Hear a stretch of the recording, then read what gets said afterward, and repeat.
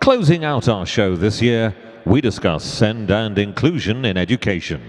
Please welcome Bett Advisory Board member and inclusion expert, Carol Allen, and comic actress and writer, Sally Phillips.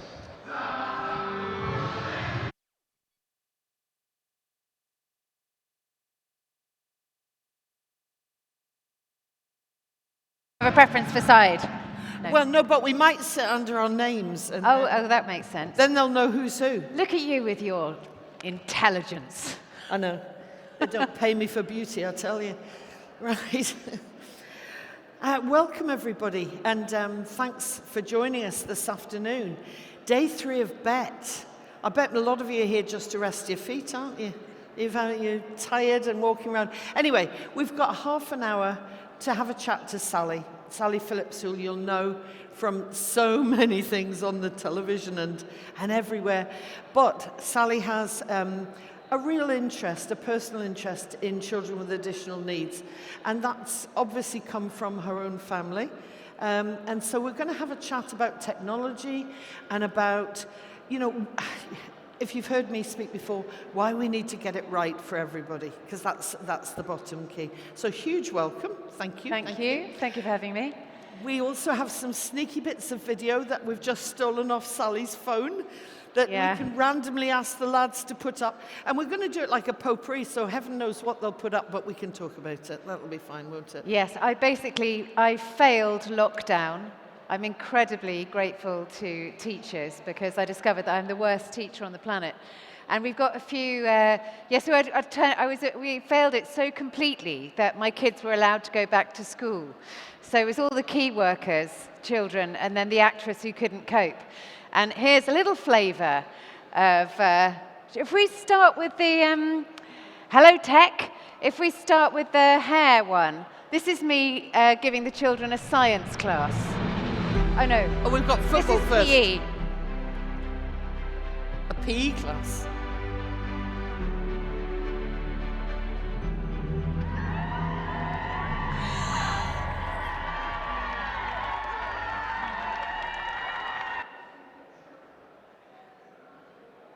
So that was PE. Can we do the hairdressing one?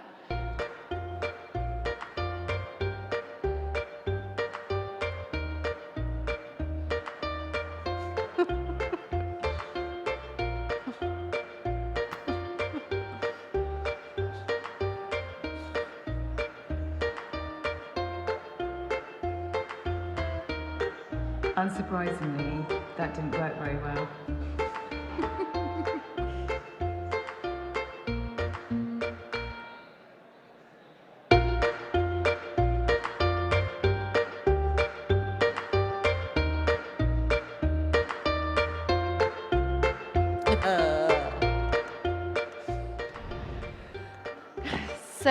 So we had so talking about tech, we have a blackboard in the kitchen that we use, and that was a program called Video Leap, which the kids can all operate. Wasn't too expensive, there's loads of free music you can put on. And we did a Life of Buddha with that program, with the teddy bears, and it was quite fun. We did loads of things like that. So you were doing things like that, but I'm guessing those weren't the things set by school. The hair wasn't set by school, but the PE was? PE was, there was lots of cricket that was set, cricket skills, which I was terrible at, and the Life of Buddha was set by school. So I've basically got a menagerie of special needs. So I've got one who's 17 now who has Down syndrome and autism, and 2 who have ADHD and dyslexia. So online was just a car crash, an absolute car crash. And also writing, sitting down and writing is problematic. So using videos is really, really helpful. So voice memos and making films, and they're pretty good at that. Yeah. And I'm not terrible at it either. No, so, videos. Yeah, so that was really, really handy. And do they like seeing them? Do they like sharing them? No. No. I hope they would. Yeah, they didn't. No, they were very sort of private about it. They like showing them to the teacher, right. But they don't want it to go beyond that. They don't want it to be shown anywhere with groups of people. Anywhere with groups of people. No, they're very private. Whoops. I think they'd be all right now because that's 2 years ago. Yeah. Ollie, my eldest, loves everything to be very public. I don't know if you've got anything with Ollie there. So, yeah. just so you're saying that reading and writing are difficulties. Yeah. Now, I know in the Bett Show there are lots and lots of accessible AT about reading and writing. Is there anything that you guys particularly use in your family to support? We used they can all read. They can all read now, but won't, basically. Ollie will read about football, but Tom's dyslexia, he's got the kit, but just doesn't want to use it, so he doesn't want to seem different. So he's got the violet glasses, doesn't want to use them. So we use a lot of audiobooks. We did have a reading pen, which we were recommended to get by school, and I feel embarrassed saying this, but I didn't think it was worth it in the end, because we only used it for a term, and it's £200. So because it wasn't a long-term solution, that wasn't so good. Mm-hmm. And this is the thing I really struggle with my younger two is, technology that doesn't make them feel different, which is why we're quite dependent on apps, because they can feel quite normal with the apps. They just feel like the rest of their friends using apps on phones. They don't sort of stick out. We've got vision therapy we're supposed to do. They just won't do it because it's special glasses and a special program. But when they can look like everybody else, then that's a big win for us. Yeah. So there are apps, as you know, there are inbuilt accessibility options that will read in all the 3 major platforms. If you're looking for an app that will just take a photo and read back, Speechify is probably my top choice, and it won't cost you anything. So you can just take a photo with your phone or your iPad and it'll read it to you.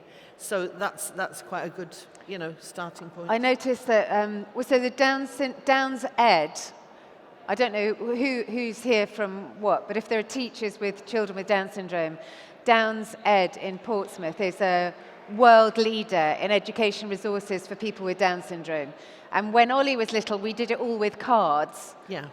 But now it's all online. So there's all see and learn apps and all that sort of repetition that you have to do, errorless learning, that just drives you crazy as a parent, sort of endlessly doing the same thing over and over. Obviously, iPads are brilliant at that. And the social stories, obviously, are very, very useful for appropriate behavior. All of those can go online very easily as well now. Yeah. And I used to I remember going around the schools, taking loads of photographs and making books. So constantly laminating things. And making books of this is where you're going to hang your coat, this is where you're going to wash your hands. There's the Down syndrome group in Cornwall have done Looking Up Books, which is helping to integrate nursery-age children. It's a book it's all just pictures with one sentence underneath. And they gave them away free to every child in Cornwall the last couple of years.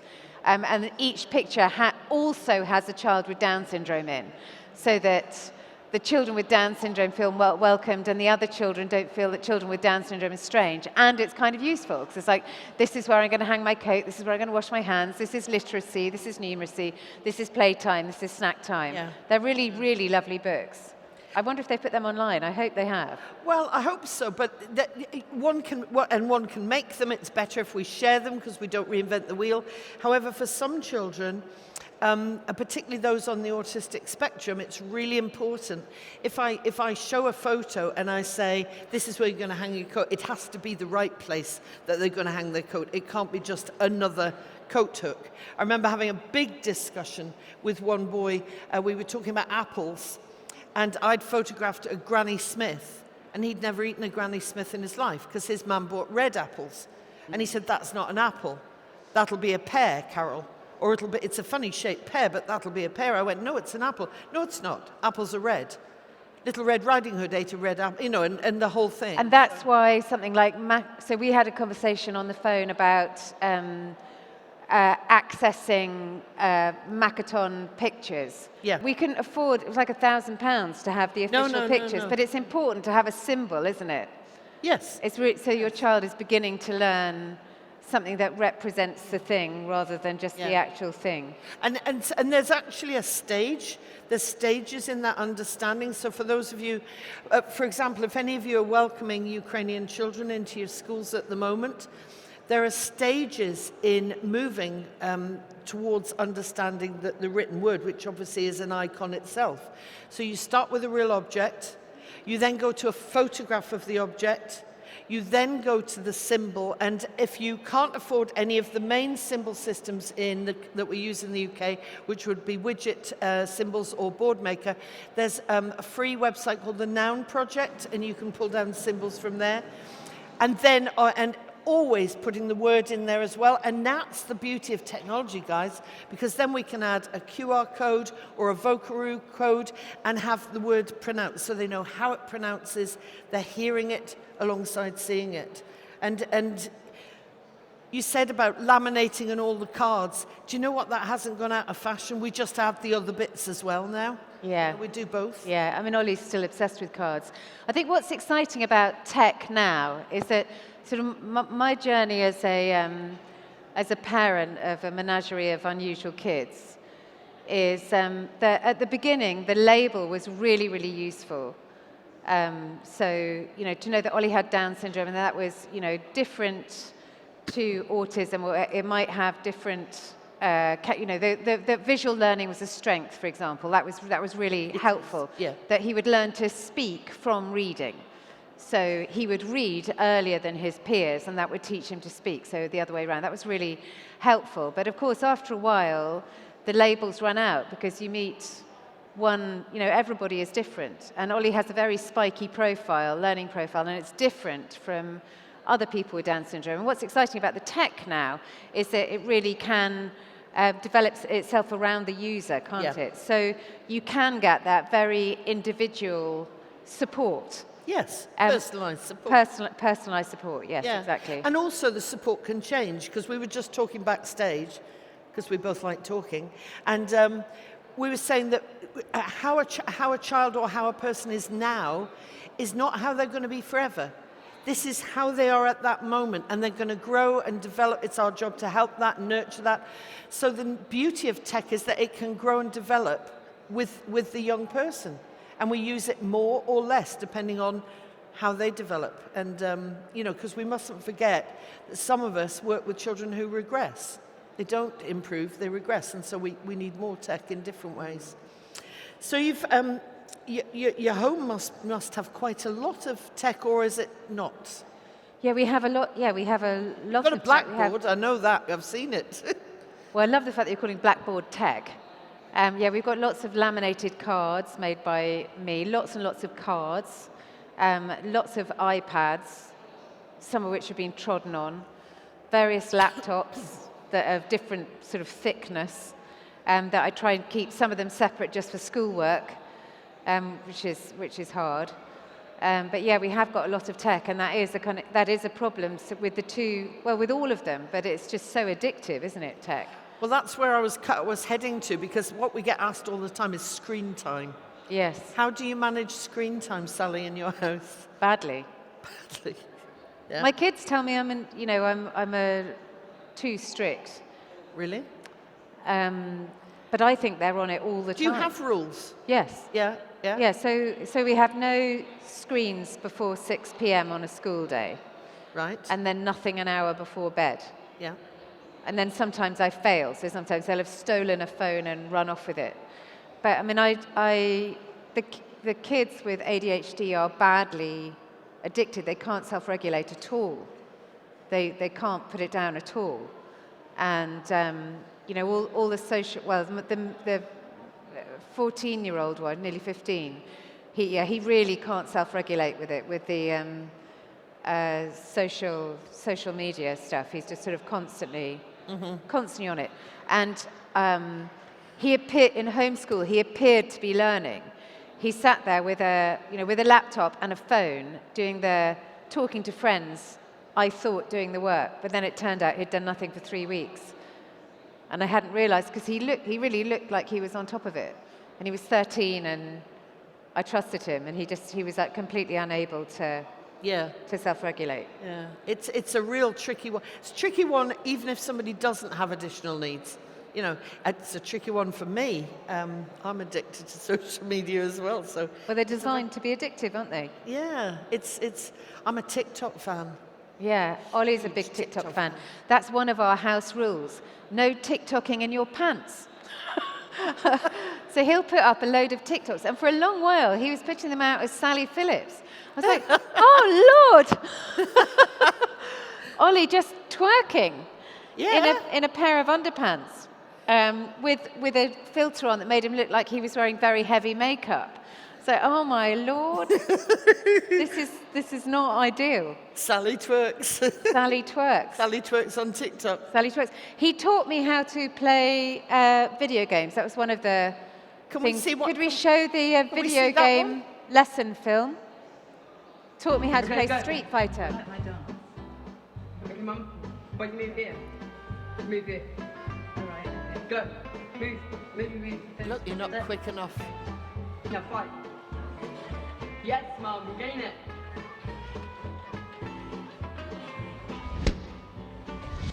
Look at that. Yes, Mum. Yes, Mum. I'm literally brilliant at this game. Oh, Oh, he's into it, Sally. ow.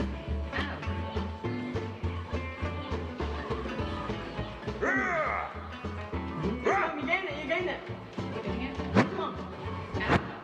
Why is yours not wearing pants? Who won? Did I win? I Oh, there won! were Because yours titles kept on that are doing cut softball off. and Oh, baseball. right. Yeah. Why? Yours is just showing off in a bikini. Where's one? Mum, come on. I'm guessing he won. He won. But what was interesting about that was that I didn't listen to him. I assumed I knew best. But of course, there are areas with tech where your kids know better than you how to work it. So he kept saying, kick gently. I was going, why would I kick gently? I'm trying to kill him. But yes, he was right about it. And that was good for his self-esteem to Absolutely. be able to teach me that kind of thing. I had a boy in one of my classes called Glenn who had Moebius syndrome. And Moebius syndrome, if you've not met a young person with that, they have very little control over their facial muscles. So you can't see if they're grinning or smiling or, you know, it's quite tricky that way. And he was brilliant with computers. He couldn't do change and money, but computers, he was brilliant. So I made him the technician for the school. Because I would send him off round to other classes rather than me having to go and do it, you know. And that was marvellous. And then one Saturday night, his mum phoned me. And she said, Carol, she said, our computer's gone down. And I said, right. And she said, and Glenn's throwing a hoolie because it was his thing. And I said, right. And I said, can he not fix it? And she said, we're not letting Glenn touch it. And I'm thinking, Saturday night, I give the parents my phone number. I don't mind taking an emergency phone call, but I'm not going around to fix your computer on Saturday night. And I said, put Glenn on the phone. And he came on. I said, Glenn, what's the matter? He said, I know exactly what's the matter. She won't let me. She won't let me. And I said, right. And I went back onto Mum. I said, just let him fix it. Get a message back 10 minutes later, the computer's working. And it's that difficulty, isn't it, of just accepting that, again, it's not to do with additional needs, accepting that your children are better at some of these things than we are. Yeah.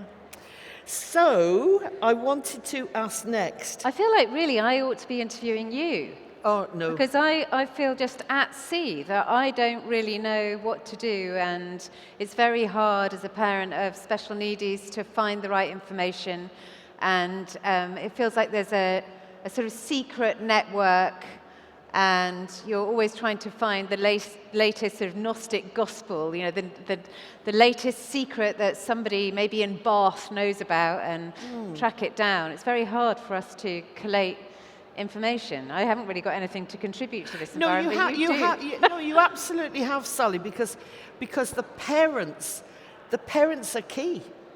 We have to understand, we have to listen to parents in order to do our bit of the job. It has to be a partnership, you know?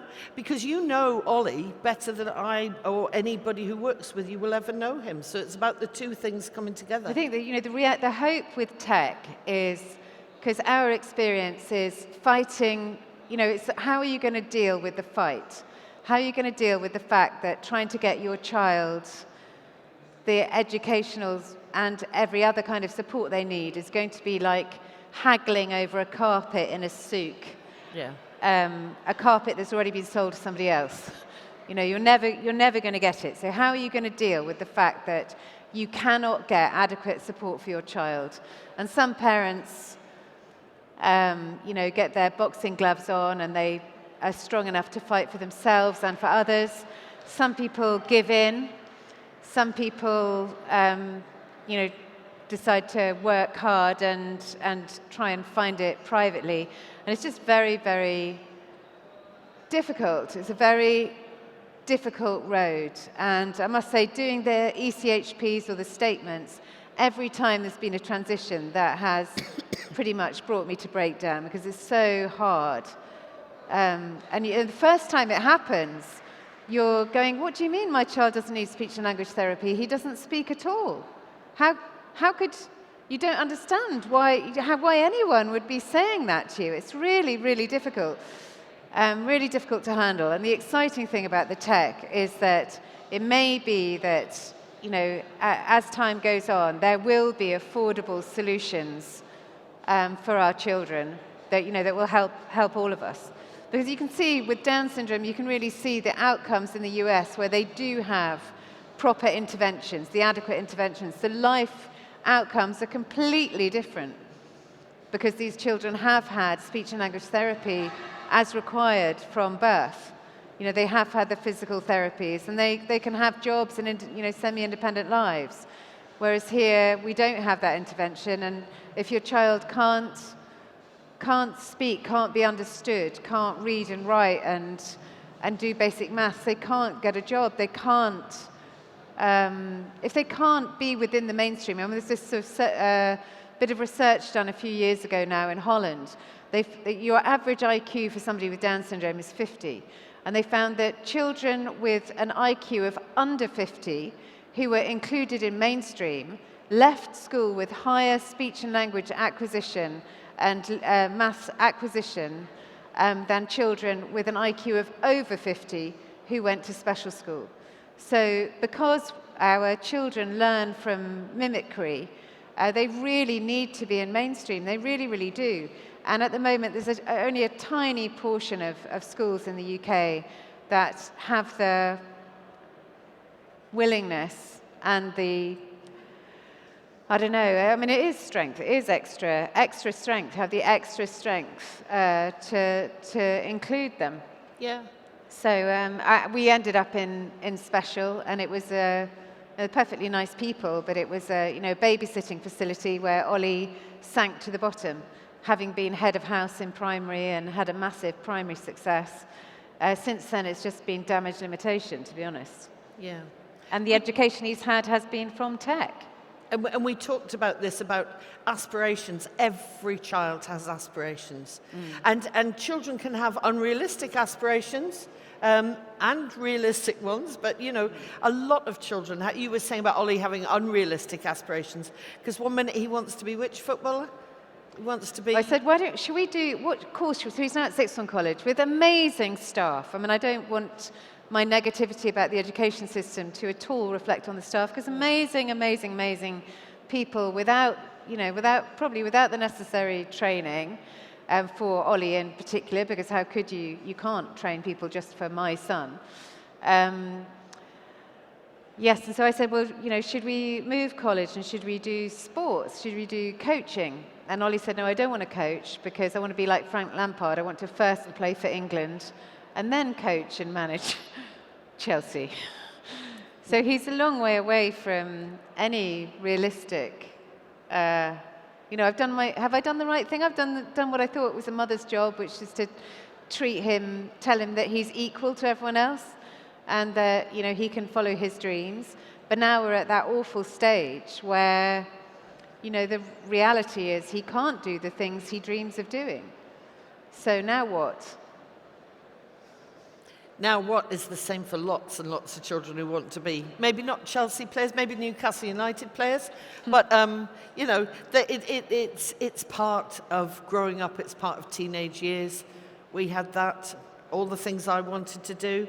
We're running to kind of the last 5 minutes, and I wanted to cover, so I want to say two things. I want to say, please, whatever your job is, listen to the parents about how hard it is for them to get the right things for their children. It shouldn't be. It shouldn't be that hard. Our job is to teach everybody and to make it right for everybody. So, I mean, Sally, you say you shouldn't be here. Yes, you should, because you're a voice, representing a lot of parents, actually. But one of the things that comes up time and time again, and I think we'll finish on this one, is the vulnerability of our young people online. And you're saying your lads like to go online, particularly Ollie, and they are more vulnerable online. So, Yeah. Do you have any? Yes. Well, I mean, rules about that? Well, I mean, I didn't know Ollie had downloaded Snapchat, Right. for example, but he was very quickly bullied on Snapchat, and very, it was obvious to him. You know, they were horrible, and so fortunately it was pretty easy for us to delete the app. Mm-hmm. Mm-hmm. And okay, he didn't want it because he didn't want to be insulted like that. But yes, it is difficult. Yeah. Because he doesn't listen. No. Stubbornness. No. Yeah, he doesn't listen, No. so he's just going to have to make those mistakes. There are lots he has to, the same as others, but there are lots and lots of, and I've seen lovely posters and things out there covering TikTok, covering the different things, telling you as a parent or as an educator how to support these all young people online. So things like if they want to make their own YouTube channel and videos, teach them. One of my lads has got his own YouTube video channel that he posts loads of, I'm not even going to give you it because it's so boring. And I'm not going to name his name because he'd be furious because he sends me every film.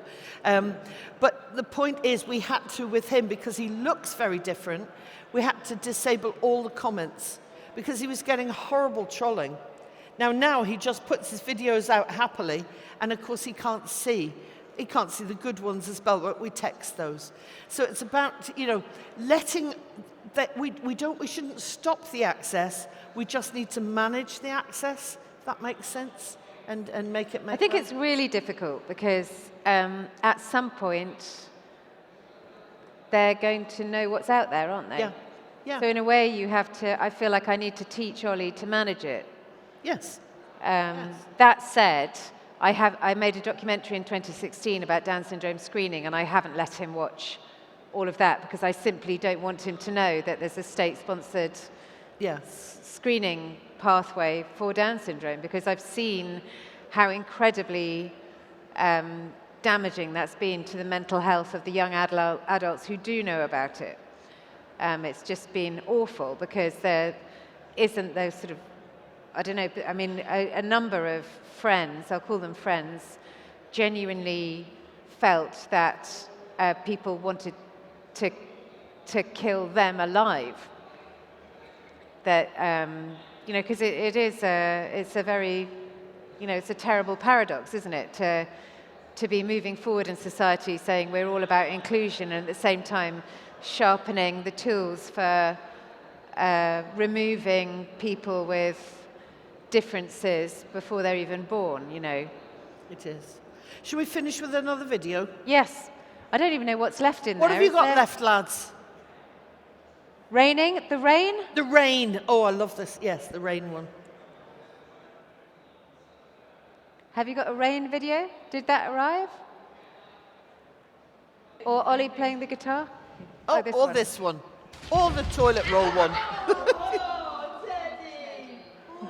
Oh, the dog got a shot. ADHD learning break. Have you got the... Oh, And one. There's another. Have you seen that one? We've had the football, but never mind. It's beautiful. PE dance. Is this a TikTok dance? No, this is really interesting, okay? There's a guy called Dr. Dance. So just think about dealing with depression. Do you know Dr. Dance? He used to be a dancer, and now he's an academic, but he's doing research into how dance can improve all kinds of things, your ability to learn, but certainly your mental health. And he's done a thing called the happy dance. So that was us trying to learn the happy dance. It's easily findable online. Dr. Dance, a great thing to do with your class, great thing to do in between Brilliant. sessions, yeah. And it does make you feel good. There's a sort of waving and... I think we'll leave you with that as a piece of homework, folks. You need to go find Dr. Dance. You need to learn the happy dance. I'd like you to put it on TikTok and tag me in so I can enjoy your happy dances.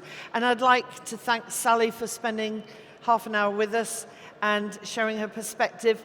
Remember, it's our job as educators to teach everyone, as well as we can. Thank you very much, Sally. Thank you. Thank you.